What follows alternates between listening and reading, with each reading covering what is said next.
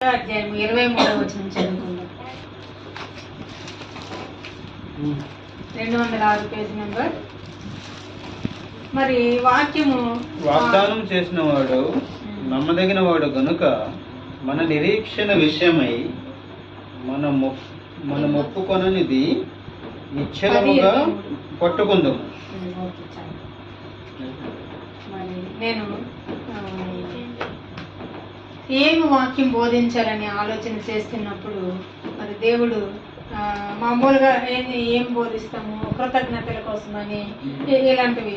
కానీ కృతజ్ఞత చెల్లించాలి, ఒప్పుకోవాలని ఆల్రెడీ ఫ్రైడే మాట్లాడడానికి దేవుడు ఆత్మ నడిపించాడు. మరి ఈరోజు ఏం మాట్లాడాలనేటప్పుడు వాగ్దానం విషయమై దేవుడు మాట్లాడమని తెలియపరిచాడు. వాగ్దానం విషయం ఏం మాట్లాడాలనేటప్పుడు దేవుడు కొన్ని విషయాలు నా మనసులో పెట్టాడు. ఆ విషయాలు నేను మరి మీ ముందు పెట్టాలని ఆశపడుతున్నాను. అక్కడ 10వ అధ్యాయం హెబ్రీయులకు రాసిన పత్రిక 10వ అధ్యాయం 23వ వచనం చదువుకున్నాం. వాగ్దానం చేసిన వాడు నమ్మదగిన వాడు గనక మన నిరీక్షణ విషయమై మనం ఒప్పుకొన్నది నిశ్చలముగా పట్టుకుందాము. నిజముగా దేవుడు ఏమైతే వాగ్దానాలు మన జీవితంలో పంపిస్తున్నాడో ఆ వాగ్దానాలు మరి నమ్మదగినవంట. మనం ఏం చేయాలి? ఆ వాగ్దానాలు రిసీవ్ చేసుకోవడానికి, మన జీవితంలో నెరవేర్చబడడానికి మనం ఏం చేయాలి? నిరీక్షణ ఉంచాలి.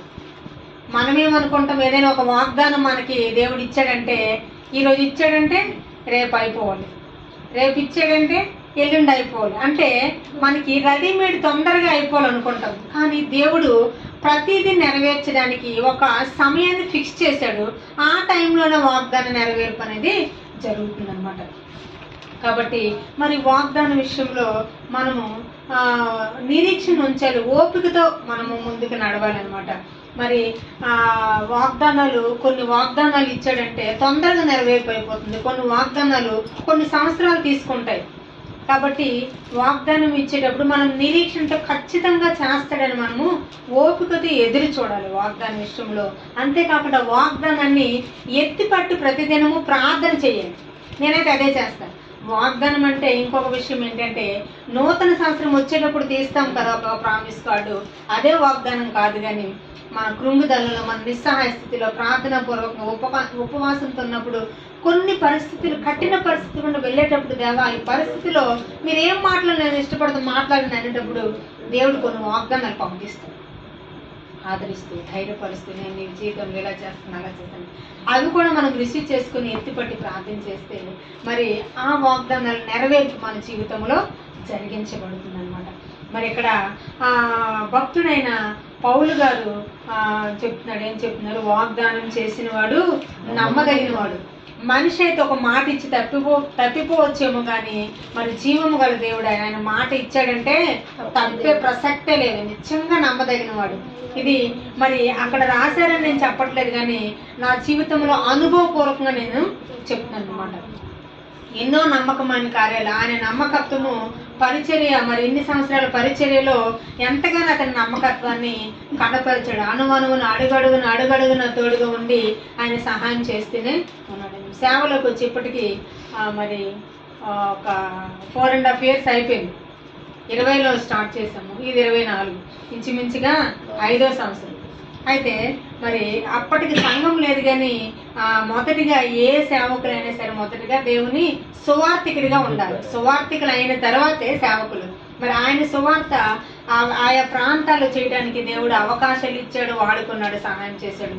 ఆ తర్వాత మరి వాక్యములో, విశ్వాసములో, ఉపవాసములో, ప్రతి విషయంలో ఆయన తర్ఫీదిచ్చి ఎదిగింపజేసిన తర్వాత మరి సంఘాలు, అది కూడా 1 కాదు 2.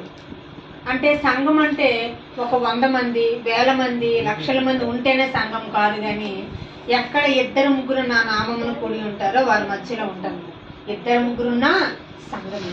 ఆ విధంగా మరి 2 సంఘాలు ఇచ్చాడు. నడిపించడానికి కావలసిన ఆత్మజ్ఞానం ఇచ్చి దేవుడు నడిపిస్తున్నాడు, సహాయం చేస్తున్నాడు. కాబట్టి ఈ వాగ్దానము మా జీవితాల్లో నెరవేర్చబడింది. వాగ్దానం చేసిన వాడు నమ్మదగిన వాడు. అయితే ఆయన వాగ్దానం చేశాడు, మరి మనము నమ్మి నిరీక్షణతో ముందుకు వెళ్ళాలని వాక్యం ద్వారా అర్థమవుతుంది. అలాగే హెబ్రీయులకు రాసిన పత్రిక 6వ అధ్యాయం 12వ వచనం చదువుకుందాం. మీరు మందులు కాక విశ్వాసము చేతను ఓర్పు చేతను వాగ్దానములను స్వతంత్రించుకొని వారిని పోలి నడుచుకొనున్నట్లు మీలో ప్రతి వాడును మీ నిరీక్షణ పరిపూర్ణమగు నిమిత్తము మీరిది వరకు కనుపరిచిన ఆసక్తిని తుదమట్టుకు కనపరచవలెనని అపేక్షించుచున్నాము. అయితే మీరు మందులు కాక విశ్వాసం చేతను ఓర్పు చేతను వాగ్దానములను స్వతంత్రించుకుని వారిని పోలి నడుచు. మనము ఏం చేయాలంటే విశ్వాసములో మందత్వం అంటే ఏంటి? బద్ధకం. విశ్వాస విషయంలో మీరు మందులుగా ఉండొద్దని పౌలు గారు ఇక్కడ చెప్తున్నారనమాట. మనం విశ్వాస విషయంలో ఎలా ఉండాలంట? ఓర్పుతో ఆ వాగ్దానాన్ని స్వతంత్రించుకోవాలి. అలా బైబిల్ గ్రంథంలో ఎవరు అలా ఓర్పుతో వాగ్దానాలు స్వతంత్రించుకునే వారు ఉన్నారని ఒక ఎగ్జాంపుల్గా, ఒక మాదిరిగా పెట్టుకొని ఆ విధముగా మనము కూడా ఓర్పుతో మరి ఆ వాగ్దానాలు స్వతంత్రించుకోవడానికి ముందుకు నడవాలని దేవుని వాక్యము తెలియపరుస్తుంది. మీలో ప్రతి వాడును మీ నిరీక్షణ పరిపూర్ణమగు నిమిత్తము మీరు ఇది వరకు కనపరిచిన ఆసక్తిని, అంటే మరి మనము మన నిరీక్షణ అంటే మనం ఒక విషయం కోసం ఎదురు చూస్తున్నాం కదా. దేవుడు మాట ఇచ్చాడు, ఎప్పుడు నెరవేరుస్తాడా, ఎప్పుడు అది నా విషయంలో జరిగించబడుతుందని చూస్తున్నాం కదా. అది పరిపూర్ణమ వరకు అంటే అది కంప్లీట్గా నెరవేర్చబడే వరకు అంటే మనం ఏం చేయాలి? ఆసక్తి కనపరచాలి. ఇంతవరకు ఆసక్తి ఉన్నాము, అయ్యో ఇంకా జరగట్లేదు, రేపు జరుగుతుంది, ఎల్లుండి జరుగుతుంది అనుకున్నాను, ఈ సంవత్సరం జరుగుతుంది అనుకున్నాను, నెక్స్ట్ సంవత్సరం జరుగుతుంది అనుకున్నాను, అయ్యో నా జీవితంలో జరగలేదే అని మరి వెనక్కి వెళ్ళిపోయేవారుగా ఉండకూడదంట. ఏం చేయాలి?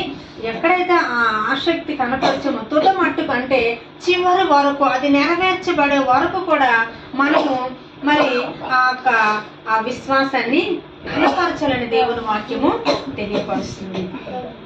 ఎప్పటి వరకు ఆ వాగ్దానాన్ని స్వతంత్రించుకునే వరకు, నెరవేర్పు మన జీవితంలో వాగ్దాన నెరవేర్పు జరిగే వరకు మనము ఆసక్తితో మరి ఓర్పుతో ఎదురు చూడాలని దేవుని వాక్యము తెలియపరుస్తుంది. అదేవిధంగా మరి 13, 14, 15 కూడా చదవండి. అందులోనే 6వ అధ్యాయంలో దేవుడు అబ్రహామునకు వాగ్దానము చేసినప్పుడు తనకంటే ఏ గొప్పవాని తోడు అని ప్రమాణము చేయలేకపోయేను గనుక తన తోడు అని ప్రమాణము చేసి నిశ్చయముగా నేను నిన్ను ఆశీర్వదింతును, నిశ్చయముగా నిన్ను విస్తరింపజేతును అని చెప్పెను. ఆ మాట నమ్మి అతడు ఓర్పుతో సహించి ఆ వాగ్దాన ఫలము పొందెను. అయితే మరి దేవుడు అంట అబ్రహామునకు వాగ్దానం చేసాడంట. అబ్రహాంకు వాగ్దానం చేశాడంట. ఏమని వాగ్దానం చేశాడు? అబ్రహాముకి మరి గర్భఫలము లేక బొడ్రాలుగా ఉంది తన భార్య. అప్పుడు దేవుడు అబ్రహాముకి వాగ్దానం చేశాడు. ఏమని వాగ్దానం చేశాడు? ఇసుక రేణువులంత విస్తారమైన సంతానాన్ని నీకు ఇస్తానని. ఇసుక రేణువులు అంటే కౌంట్ చేయగలమా? సముద్రం పొట్టుకెళ్ళి ఇలా ఇసుక తీస్తే ఆ చేతిలో ఎంత ఇసుక ఉందో, ఎన్ని ఇసుక ఇవున్నాయో, రేణువులు ఉన్నాయో మనము చెప్పలేము, కౌంట్ చేయలేము. అంత విస్తారమైన మరి పిల్లల్ని నీకు నేను ఇస్తానని దేవుడు వాగ్దానం చేశాడు. ఆ వాగ్దానం చేసేటప్పుడు అంట మరి అందరు ఒట్టేసి చెప్పు, ప్రమాణం చేసి చెప్పు, ప్రమాణపూర్వకం చెప్పు అంటారు కదా కొంతమంది. అప్పుడు దేవుడు అంట ఎవ్వరి మీద మరి ఏ గొప్పవానితోడని ప్రమాణం చేయలేదంట. దేవుడు అంట తన మీదే ఒట్టేసుకొని చెప్పాడంట. ఎవ్వరు ఇంకా తనకంటే గొప్పలు ఎవరు లేరుగా, కాబట్టి ఆయన మీద ఒట్టేసి మరి ప్రమాణం చేసి చెప్పాడంట. నిశ్చయముగా నేను నిన్ను ఆశీర్వదించను, నిశ్చయముగా నేను విస్తరింపచేతునని. మరి వాగ్దానం ఇచ్చాడు, నెరవేర్చాడా లేదా? అది అందుకే వాగ్దానం చేసిన వాడు నమ్మదగిన వాడు. అయితే ఆ కింద అబ్రహాం గారు ఏం చేశారు? 15వ వచనంలో దేవుడు చెప్పిన మాట నమ్మి అతడు ఓర్పుతో సహించి ఆ వాగ్దాన ఫలము పొందలేదు. దేవుడు చెప్పిన మాట ఏం చేశాడంట? నమ్మాడంట. ఆ తర్వాత ఏం చేశాడు? ఓర్పుతో సహించాడు. నమ్మాలి, ఓర్పుతో సహించాలి. ఏ శోధన వచ్చినా, ఏ కష్టం వచ్చినా, ఏ అవమానం వచ్చినా, ఏ నింద వచ్చినా, ఏ పేదరికం వచ్చినా, ఎలాంటి ప్రతికూల పరిస్థితి వచ్చినప్పటికీ కూడా మరి దేవుడు వాగ్దానం చేశాడు అన్నావు కదా నీకు పిల్లల్ని ఇస్తాడని. ఈ దేవుడు వాగ్దానం చేసిన 75 సంవత్సరాల వయసులో అబ్రహాం గారికి దేవుడు వాగ్దానం చేసి ఎన్ని సంవత్సరాలు నెరవేర్చాడు తెలుసా? 100 సంవత్సరాలు. అంటే ఎన్ని సంవత్సరాలు? వాగ్దానం ఇచ్చి 25 సంవత్సరాల తర్వాత వాగ్దానం నెరవేర్పు జరిగింది. అంటే అతను ఎంత ఓపికతో సహించాడో, ఎంత విశ్వాసం ఉంచాడో, ఎంత నమ్మకం ఉంచాడో మనకు అర్థమవుతుంది. మరి మనలాంటి అవిశ్వాసం గల వారికి మనకు ఒక మాదిరిగా, ఒక రోల్ మోడల్గా, ఒక ఎగ్జాంపుల్గా అబ్రహాం గారిని దేవుడు బైబిల్ గ్రంథంలో ఉంచాడు. అబ్రహాము పుట్టుకతో దేవుని జనాంగం కాదు, అతను ఒక విగ్రహారాధికుడు. వాళ్ళ కుటుంబం యొక్క వృత్తి ఏంటో తెలుసా? బొమ్మలు, విగ్రహాలు, బొమ్మలు. ఇప్పుడు చూడండి, ఫర్ ఎగ్జాంపుల్ గణేష్ బొమ్మలు, దుర్గా బొమ్మలు చేస్తే అమ్ముతారా? చేసి అమ్మే వాళ్ళు ఉంటారు కదా, ఆ వృత్తి వెళ్ళి అలా బొమ్మలు చేసి అమ్మే కుటుంబం వాళ్ళది. అంటే వాళ్ళు ఎంత నిష్ఠ ఉంటుంది కదా. ఆ బొమ్మలు చాలా నిష్ఠతో చేస్తారు కదా, ఎందుకంటే అందరూ పూజిస్తారు, దేవుడు అని నమ్ముతారు కాబట్టి. అలాంటి విగ్రహారాధనతో కూడిన కుటుంబం నుంచి వచ్చిన అబ్రహాం గారు మరి ఎప్పుడైతే దేవుడు తనను పిలిచాడో అతను నమ్మి దేవుడిచ్చిన వాగ్దానాన్ని ఓర్పుతో సహించి ఆ వాగ్దాన ఫలము పొందుకున్నాడంట. అలా మరి దేవుడు మీతో నాతో ఏం మాట్లాడుతున్నాడంటే, ఇప్పుడు మనం నూతన సంవత్సరంలో అడిగి పెడుచుండగా దేవుడు మనకి ఏదైతే వాగ్దానం ఇస్తాడో అది మనము నమ్మి ఓర్పుతో సహించి అది నెరవేర్పు జరిగే వరకు మనము మరి ఓపికతో ఎదురు చూడాలి. అప్పుడు ఆ వాగ్దానం యొక్క ఫలం మనము పొందుకుంటాం. నెక్స్ట్ మరి ఆ వాగ్దానం విషయంలో ఇంకొక డౌట్ నేను క్లియర్ చేయాలనుకుంటున్నాను. ఇది మరి మీకు వచ్చిందో లేదో నాకు తెలియదు, నాకైతే ఇది ఒకప్పుడు ఇది డౌట్ ఉండేది. ఒక వాగ్దానం ఇస్తారు కదా జనవరి 1 రోజు, ఆ వాగ్దానం డిసెంబర్ 31 లోపు నెరవేరిపోవాలి, సరే అయిపోయింది అనుకుంటాం. ఒక వాగ్దానం ఇచ్చాడంటే అది ఆ ఒక్క సంవత్సరానికి, ఆ ఒక్క దినానికి కాదు, జీవితం అంతా వాగ్దానము దేవుడు మనకి ఇచ్చాడని ఫస్ట్ మనము నమ్మాలి, రిసీవ్ చేసుకోవాలి. జీవితం అంతా మరి దేవుడు ఆ వాగ్దానము ఒక కిరీటంగా ఇస్తున్నాడు. దానికి ఎక్స్పైరీ డేట్ ఉండదు. అర్థమైందా? అదొకటి మనము గుర్తుపెట్టుకోవాలి. ఎందుకంటే దేవుని మాట మరి జీవము గలది, అది ఎప్పుడు ఉండేదన్నమాట. మనము చనిపోయే కూడా ఆయన మాటలు ఉంటాయి. అది కూడా మీకు ప్రూఫ్ చేసి చూపిస్తాను. దానికంటే ముందు రోమా పత్రిక 4వ అధ్యాయము 20-21 వచనాలు మనము చదువుకుందాం. 4:20-21 రోమీయులకు రాసిన పత్రిక. అవిశ్వాసము వలన అవిశ్వాసం వలన దేవుని వాగ్దానం గురించి సందేహింపక దేవుని మహిమపరచి ఆయన వాగ్దానం చేసిన దాన్ని నెరవేర్చుటకు సమర్థుడై విశ్వాసం వలన బలం పొందెను. రోమీయులకు రాసిన పత్రిక 4వ అధ్యాయము 20-21 వచనాలు. అవిశ్వాసం వలన దేవుని వాగ్దానం కూర్చి సందేహింపక. సందేహం ఎప్పుడు వస్తుందంట? మనలో అవిశ్వాసం ఉంటే సందేహం వస్తుందంట. విశ్వాసం లేనప్పుడు, విశ్వాసం లేనప్పుడు. అవిశ్వాసం వలన దేవుని వాగ్దానం గురించి సందేహించొద్దు అంటున్నాడు ఇక్కడ. ఓకేనా? అంతేకాక దేవుని మహిమపరిచి ఆయన వాగ్దానం చేసిన దాన్ని నెరవేర్చుటకు సమర్థుడిని రూఢిగా విశ్వసించి విశ్వాసం వలన బలము పొందెను. దేవుడు వాగ్దానం చేశాడు, బాగానే ఉంది. 75 సంవత్సరాలకు ఓకే. 100 సంవత్సరాలు వచ్చేటప్పటికి ఏమైంది? బలము ఉడిగిపోయింది. అబ్రహాము గారికి, శారమ్మకి మోనోపాజ్ దశ ఆగిపోయింది. మరి మోనోపాజ్ దశ ఆగిపోతే పిల్లలు పుట్టడానికి అవకాశం ఉంటుందా? ఉండదు. కానీ వీరంట సందేహము లేకుండా, అవిశ్వాసము లేకుండా మరి దేవుణ్ణి మహిమపరిచి ఆయన వాగ్దానం చేసిన దాన్ని నెరవేర్చడానికి సమర్థులను రూఢిగా విశ్వసించారంట. విశ్వాసం వలన బలం పొందారంట. ఆ బిడ్డ కనటానికి కావలసిన బలము విశ్వాసం ద్వారా పొందుకున్నారంట. ఒక చిన్న డౌట్ సిస్టర్, మరి నవ్వినారు అని ఉంటుంది కదా సిస్టర్ వాక్యం. అవును. అవును, అంటే అవును, అవిశ్వాసం వల్లే కదా నవ్వింది. అవును. తర్వాత మరి ముందు నవ్వింది. అప్పుడు దేవుడు గద్దించి నవ్వలేదు అనేసి, లేదమ్మా నువ్వు నవ్వావు అని ఒప్పుకుంది. ఆ తర్వాత మరలా విశ్వసించి ఆ అక్క బిడ్డను ఆమె కనడం అనేది జరిగింది. సారమ్మ, అర్థమైందా? అట్లా మనలో కూడా అవిశ్వాసం ఉందా, సందేహం ఉందని మనము ప్రశ్నించుకోవాలి. ప్రశ్నించుకొని అలాంటివి ఉంటే ఇప్పుడే అవి విడిచిపెట్టి, లేదు నా దేవుడు ఇది చేయడానికి సమర్థుడైన, రూఢిగా అంటే ఖచ్చితంగా బలంగా నమ్మినట్లయితే అది ఎంత అసాధ్యమైన కార్యాన్ని మనము అసాధ్యమైన కార్యాన్ని దేవుడు మన జీవితంలో సాధ్యపరుస్తుంది. నెక్స్ట్ మరి ఇంకొక విషయం మీకు చూపిస్తాను. ఒకటో ఎగ్జాంపుల్ మనము అబ్రహామును చూసాం, వాగ్దానము ఫలము ఎలా పొందుకున్నాడనేది. అలాగే ఇంకొక వ్యక్తి కోసం చూద్దాం. మొదటి రాజుల 5వ అధ్యాయము 12వ వచనం.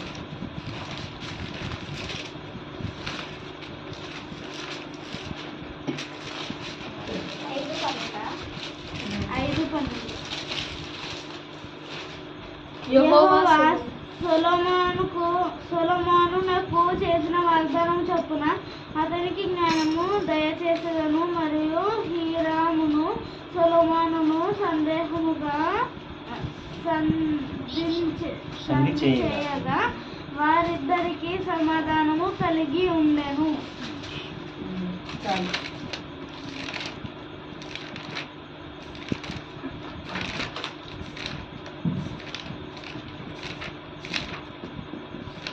అయితే దేవుడు అంటే సొలొమోనుకి ఒక వాగ్దానం చేశాడంట. ఏంట వాగ్దానము? ఆయన అడిగాడు కదా, జ్ఞానం దయచేయండి, జ్ఞానం దయచేస్తే నేను వాగ్దానం చేశాడంట.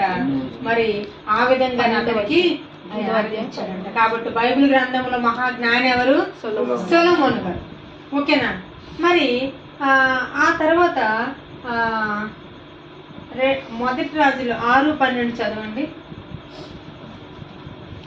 ఈ మందిరమును నీవు కట్టించుచున్నావే, నీవు నా కట్టడలను న్యాయ విధులను అనుసరించి నడుచుకొనుచు నేను నియమించిన ఆజ్ఞలన్నిటినీ గైకొనిన ఎడల నీ తండ్రి అయిన దావీదుతో నేను చేసిన వాగ్దానమును నీ పక్షముగా స్థిరపరచెదను. అంతేకాకుండా మరి సొలొమోను దేవుని మందిరాన్ని కట్టిస్తున్నాడు. అయితే దేవుడు సొలొమోనుతో మాట్లాడుతున్నాడు. ఏం మాట్లాడుతున్నాడు? నీ తండ్రి అయిన దావీదుతో నేను చేసిన వాగ్దానమును నీ పక్షముగా స్థిరపరుస్తాను అన్నాడు. మరి తండ్రి అయిన దావీదుకి దేవుడు ఏం వాగ్దానం చేసి ఉంటాడు? నీ పక్షాన్ని స్థిరపరుస్తాను అన్నాడు కదా. 2 సమూయేలు 7వ అధ్యాయము 11 నుంచి 13 వచనం చదువుకుంటాం.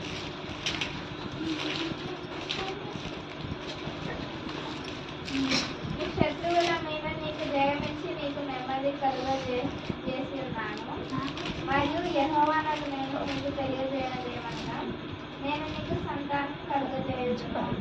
నీ దినములు సంపూర్ణములైనప్పుడు నీవు నీ పితరులతో కూడా నిద్రించిన తరువాత నీ గర్భం నుండి వచ్చిన నీ సంతతిని హెచ్చించి రాజ్యాన్ని అతనికి స్థిరపరచెదను. ఆయన నామ ఘనత కొరకు ఒక మందిరం కట్టించును. అతని రాజ్య సింహాసనం నిత్యముగా స్థిరపరచెదను. 2 సమూయేలు 7వ అధ్యాయము 11 నుంచి 13 వచనాలు. అయితే దేవుడు ఇక్కడ కొన్ని విషయాలు దావీదు గారితో చెప్తున్నాడు. దావీదు అంట దేవుని సన్నిధిలో మరి కూర్చొని ఏకాంతంగా సమయం గడిపేవాడంట. ప్రభువా, నా కుటుంబ పరిస్థితి ఇది, నా పిల్లల పరిస్థితి ఇది, నువ్వు నాతో మాట్లాడు, నాకు తెలియపరచను. అప్పుడు దేవుడు అంటే ఏం చెప్పాడు? నీ శత్రువుల మీద నీకు జయమిచ్చి నీకు నెమ్మది కలుగజేశాడు. చాలా శత్రు సైన్యాలు కదా, వాళ్ళందరి మీద నీకు విజయం ఇచ్చి నెమ్మది కలుగజేశాను. అంతేకాకుండా నేను నీకు సంతానం కలుగజేస్తాను. అయితే మరి నువ్వు నీ దినములు అంటే నువ్వు ముసలివాడు అయ్యి చనిపోయిన తర్వాత మరి ఏం జరుగుతుంది? నీ గర్భములో వచ్చిన సంతతిని నేను హెచ్చిస్తాను. హెచ్చించడమే కాకుండా రాజ్యమును అతనికి స్థిరపరుస్తానని చెప్తున్నాడు. ఓకేనా? అంతేకాకుండా ఎలా స్థిరపరుస్తాడంటే అతడు నా నామ ఘనత కొరకు ఒక మందిరాన్ని కడతాడు. అంతేకాకుండా మరి అతని రాజ్య సింహాసనం నేను నిత్యముగా స్థిరపరుస్తాను. ఇప్పుడు నీ తర్వాత నీ కొడుకు తర్వాత ఆయన కొడుకు, ఆయన తర్వాత ఆయన కొడుకు, అలా ఒకరి తర్వాత ఒకరు ఖచ్చితంగా నీ వంశంలోంచి ఒకరిని నేను రాజ్యం యొక్క సింహాసనం మీద రాజుగా ఉండేలా నేను చూస్తానని దేవుడు వాగ్దానం చేశాడు. మరి దావీదుకి ఏదైతే వాగ్దానం చేశాడో ఆ వాగ్దానము మరి జ్ఞాపకం చేసుకొని వాళ్ళు ఎంత వ్యతిరేకత చూపించినా ఆ సింహాసనాన్ని దేవుడు స్థిరపరిచాడు. సొలొమోనుకి మరి రాజుగా ఉంచాడు. సొలొమోను కూడా మందిరం కడతాడని చెప్పాడు, మందిరం కట్టించాడు. ఆ తర్వాత సొలొమోను మరి దేవుడి నుంచి వైదొలిగిపోయినప్పుడు కూడా మరలా దేవుడు విడిచిపెట్టలేదు, తన కుమారుని సింహాసనం మీద పెట్టాడు. అలా కుమారుల్ని దావీదుని జ్ఞాపకం చేసుకున్న సింహాసనాన్ని స్థిరపరిచాడు. ఇప్పుడు చెప్పండి, వాగ్దానం చేసిన వాడు నమ్మదగిన వాడా కాదు? దావీదు విషయంలో సహాయం చేశాడు, వాగ్దానం ఇచ్చి నెరవేర్చాడు. నెక్స్ట్ అబ్రహాం విషయంలో కూడా వాగ్దానం ఇచ్చి దేవుడు నెరవేర్చాడు. మరి దావీదు విషయంలో, అబ్రహాం విషయంలో, సొలొమోను విషయంలో వాగ్దానం నెరవేర్చిన దేవుడు మన జీవితాల్లో నెరవేర్చడా? ఆ దేవుడే ఈ దేవుడు కదా. అబ్రహాము దేవా, ఇస్సాకు దేవా, యాకోబు దేవా అని మనం పాట పాడుతాం కదా. అంటే మరి మన దేవుడు సజీవుడు, నమ్మదగిన వాడు, మాట ఇచ్చి మాట తప్పని వాడు. అలాంటి దేవుణ్ణి కలిగి ఉన్నందుకు మనము నిజముగా ధన్యులం. కాబట్టి ఏదైతే ఇప్పుడు వాగ్దానంలో మరి తీసుకుంటున్నామో ఆ వాగ్దానము మనము నమ్మి రిసీవ్ చేసుకున్నట్లయితే వాగ్దాన ఫలం మనము పొందుకుంటాము. మరి సమయము సమీపిస్తుంది. దేవుడు తన పరిశుద్ధ వాక్యమును దీవించును గాక. ఆమేన్.